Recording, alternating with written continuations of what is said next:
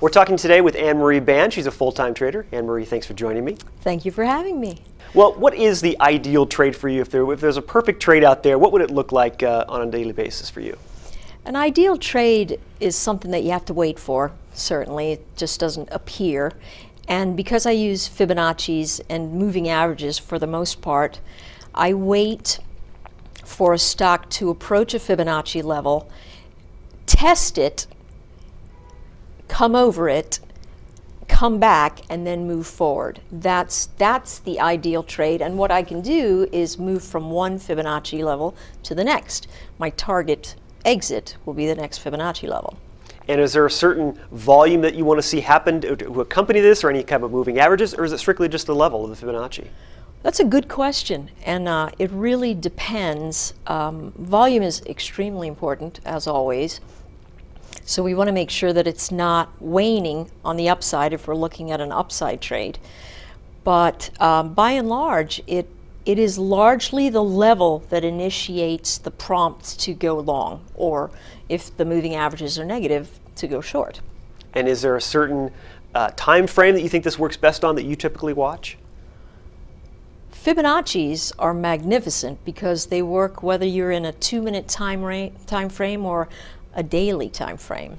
Are you a swing trader yourself or a day trader? Day trader primarily, but the swings are simple to set up. Right now they're sort of gut-wrenching to go through because of the giant swings we're having. But by and large, I do day trade, but the swing trades are always set up. And when I build the fibs, it's always nested inside of the ones that I'll travel over maybe years from a weekly time frame or a daily time frame. And then how do you decide how much to trade or what the size will be on any particular trade? Well, I see what kind of volume is going on, right? I mean, if we're trading low volume for that day, maybe the average is still 500,000, but for that day we're trading low volume. I'm not going to jump in with 20,000 shares if I'm the biggest guy in the pond. You never want to do that. So I gauge that a lot. And then of course it has to do with how much is already in play, right? Make sure that you keep risk a big factor in terms of how you assess your trades. All right, so let's just talk about that it meets those criteria, that your stock comes up and pushes through that level, comes back down, tests it, and is ready to go back again. What if it doesn't hit the next Fibonacci level by the time the market's supposed to close? Do you then just close out the position?